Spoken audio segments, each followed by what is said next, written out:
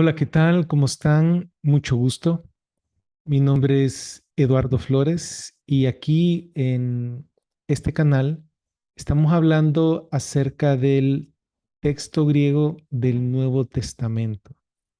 Hemos hecho varios videos que tienen que ver con versículos bíblicos en los cuales el texto crítico pone unas variantes ahí que no son buenas, introducen errores, contradicciones, cosas controversiales.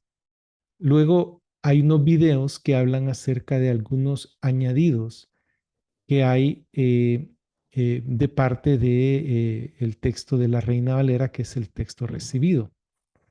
Pero también después me concentro en el libro del Apocalipsis y ahí donde mejor se puede ver el texto de la familia 35.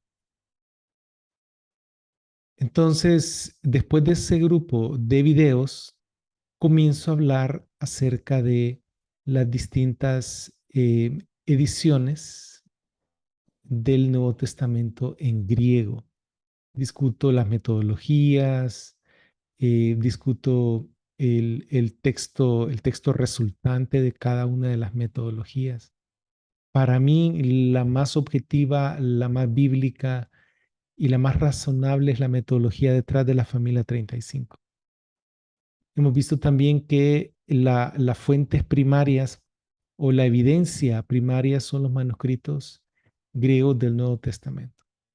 El día de hoy vamos a hablar acerca de un tema muy, muy interesante. Así que espero que sea de mucha edificación.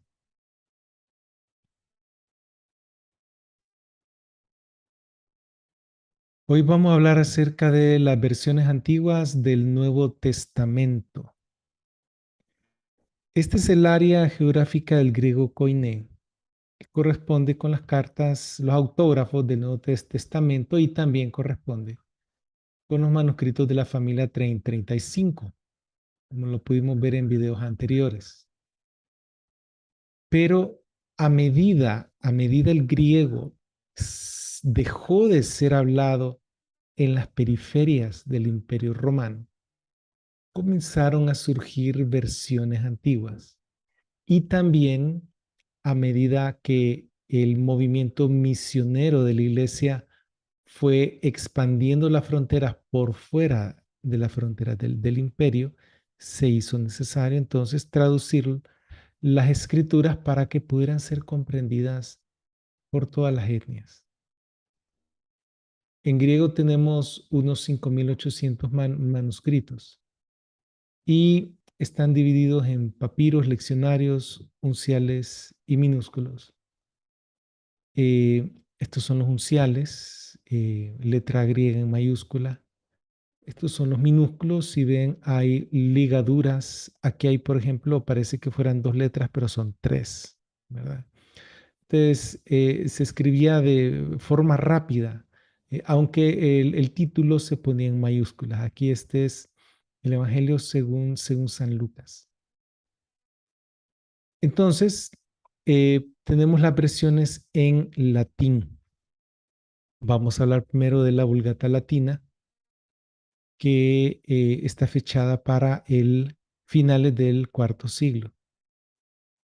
Este señor Jerónimo, San Jerónimo, que nació aproximadamente en el 347 y falleció en el 420, Eusebius Hieronymus, fue encomendado por el Papa Damasco I para realizar una traducción nueva y una mejor traducción del griego al latín, ya que habían muchas traducciones latinas y no había un texto formal base estandarizado.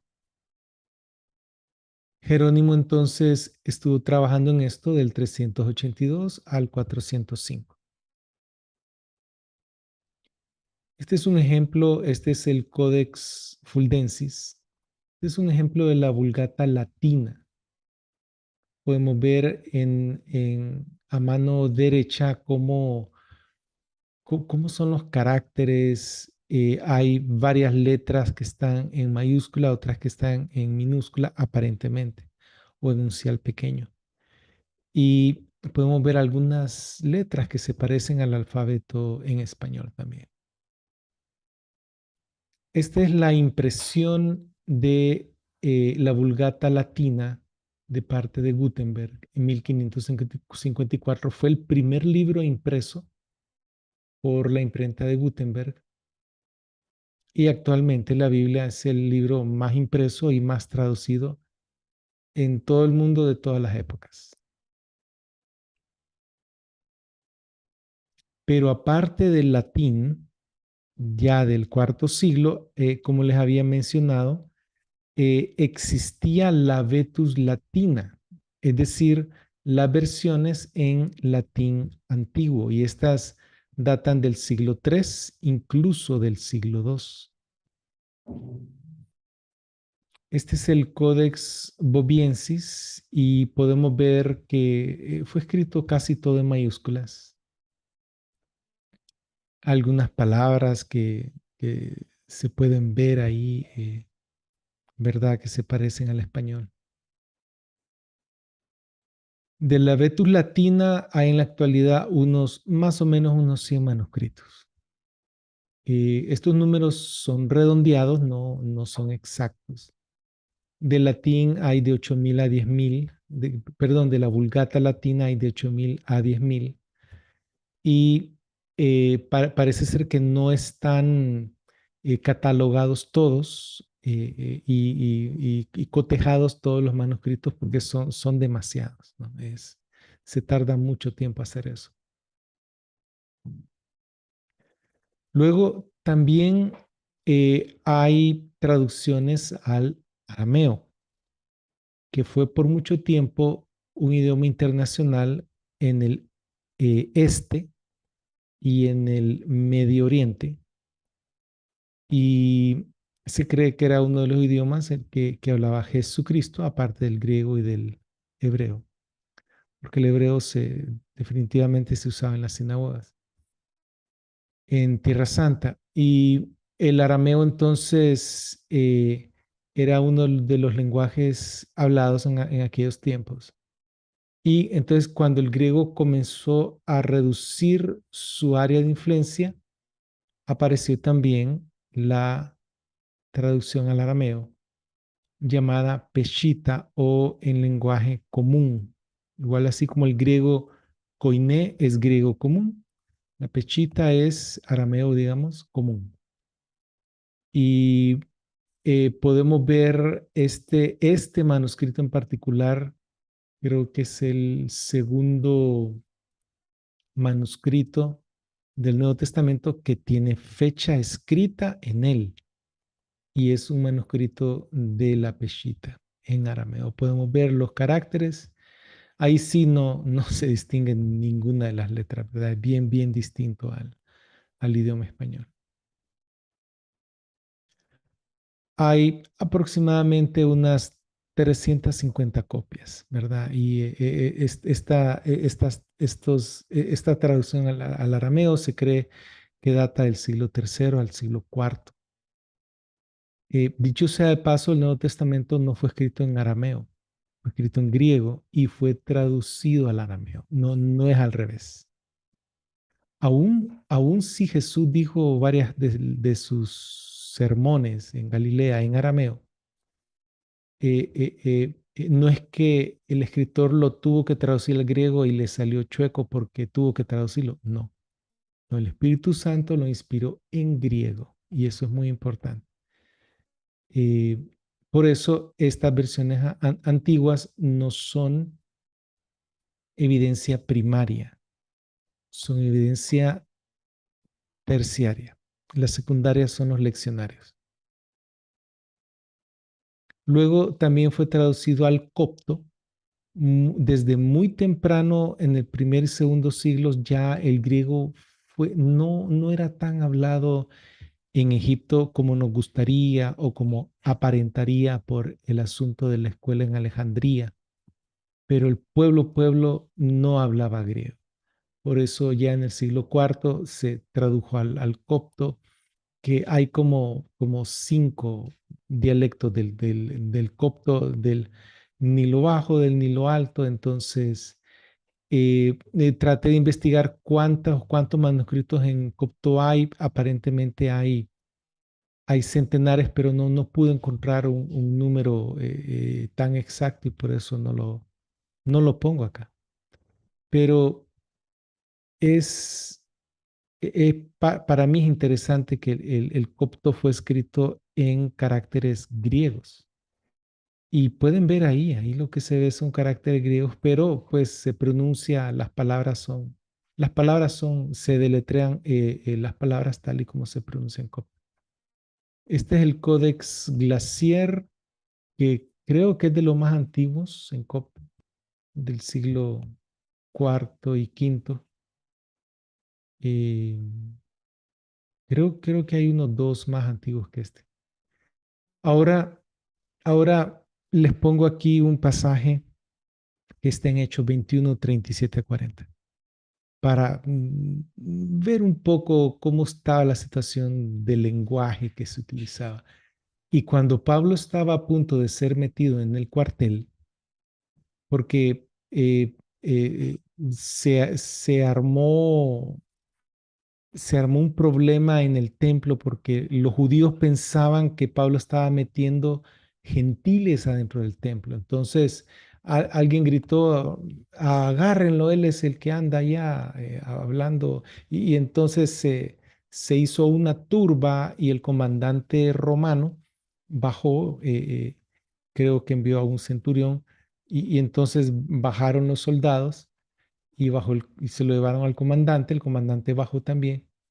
Y entonces, cuando Pablo estaba a punto de ser metido en el cuartel que estaba justo a la par del templo, dijo al comandante, me es permitido hablarte. Eso fue lo único que le dijo, una pregunta. Así que le dijo, es decir, el comandante, ¿sabe griego?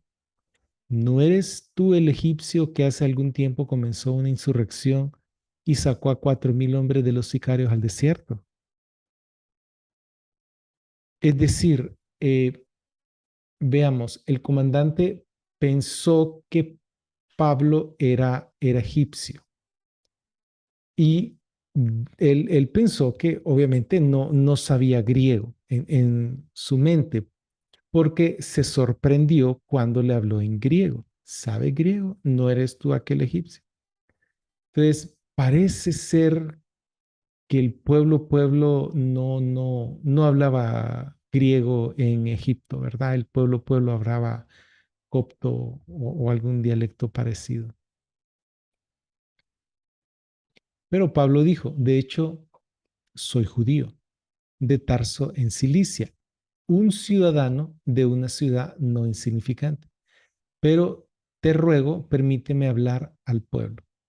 Así que cuando le hubo dado permiso, Pablo se puso en pie sobre las gradas, porque el cuartel estaba en un nivel más alto que el templo, e hizo una señal con la mano al pueblo. Y cuando hubo un gran silencio, comenzó a dirigirse a ellos en la lengua hebrea. Es decir, que entre judíos en el templo, ellos hablaban en hebreo. Pues ahí en Jerusalén por lo menos hablaban el idioma hebreo, ¿verdad? Entonces tenemos eh, que así como en estos días que pues aquí en Latinoamérica hablamos español, algunos hablan también inglés o también francés, ¿verdad? En Europa hay mucha gente que es políglota o bilingüe. eh, igual, pero uno habla con la gente el idioma que la otra persona entiende, por eso las traducciones. Aparte de estas tres que son probablemente las más importantes, también surgieron otras como en gótico, ya en el siglo cuarto también. Aquí podemos ver un manuscrito, Codex Argenteus, del siglo sexto. Este manuscrito fue enviado o elaborado para uno de los reyes góticos. Está en escritura gótica y fue escrito con tinta de plata y de oro sobre este cuero pintado o teñido en color violáceo. Así que era algo carísimo para aquel tiempo, ¿verdad? Aparte del gótico, tenemos en el armenio, que Armenia fue la primera nación antes que el imperio romano, fue la primera nación en adoptar el cristianismo como su religión estatal. En armenio dicen que son los manuscritos más hermosos y podemos ver aquí, esto es una belleza, ¿verdad? Y tenemos la escritura en armenio, diferente a cualquier cosa que hemos visto, ¿verdad? Aparte del armenio, también hay traducciones antiguas al georgiano. Los manuscritos georgianos dependen de los armenios hasta cierto punto y los armenios de los griegos, ¿verdad? Ambos fueron traducidos alrededor del siglo V. Y aquí tenemos también los caracteres. Este en particular es un manuscrito del siglo XI y vemos cómo pues, cada idioma tiene su forma de cómo es que se escribe y cómo es que se pronuncia. Y para finalizar tenemos en árabe. Y sí, en árabe hubieron muchos cristianos que hablaban árabe. Antes del siglo VII, que fue cuando surgió el Islam, toda esa área del norte del norte de África, esa área de habla árabe, lo que había eran hermanos en Cristo, ¿verdad? También había gente de, de culturas paganas, ¿verdad? Pero había mucho cristianismo. Y este es uno de los manuscritos más antiguos en árabe. Es un manuscrito del siglo IX, ¿verdad? Y podemos ver ahí la escritura del árabe que se lee de derecha a izquierda. Y bueno, mis hermanos, estos son las versiones antiguas más importantes. Recordemos que esto es evidencia de tercer nivel para el Nuevo Testamento griego, porque la evidencia primaria son los manuscritos griegos de texto continuo. Las secundarias son los leccionarios. Recordemos que Dios inspiró el Nuevo Testamento en griego oine, las 27 cartas. Ahora bien, las versiones antiguas son evidencia del gran trabajo misionero de la iglesia de los primeros siglos. Y es importante que nosotros como generación tomemos muy en serio el asunto de cumplir la Gran Comisión. La Gran Comisión es un mandato, no es una opción. Nosotros los creyentes estamos, claro, estamos en la obligación de cumplir el primer gran mandamiento, el segundo gran mandamiento, que es el fundamento de la vida cristiana, ¿verdad? Del cristianismo en sí. Ahora bien, a nivel de misión como iglesia, nosotros deberíamos de sentirnos retados con saber de que a pesar del trabajo duro que es una traducción, eh, igual los antiguos, los cristianos del primer, segundo y tercer siglo, ellos vieron la importancia de cumplir la gran comisión y de traducir las escrituras en los idiomas de la gente, del pueblo, ¿verdad? Ahora, una de las ramas del cristianismo, que es el catolicismo romano, se quedó con la Vulgata Latina durante 1000 años. Y no fue sino hasta muy reciente que ellos aprobaron la traducción de las escrituras en los idiomas de, de las personas, del idioma vernáculo de cada pueblo, ¿no? Eh, es probable, todavía hay gente que fue a la católica y escuchó la misa en latín, con el sacerdote de espaldas a los feligreses, ¿verdad? Eso ha cambiado. La Iglesia Católica de unos 20, 30 años para acá está leyendo más las escrituras, lo cual es bueno.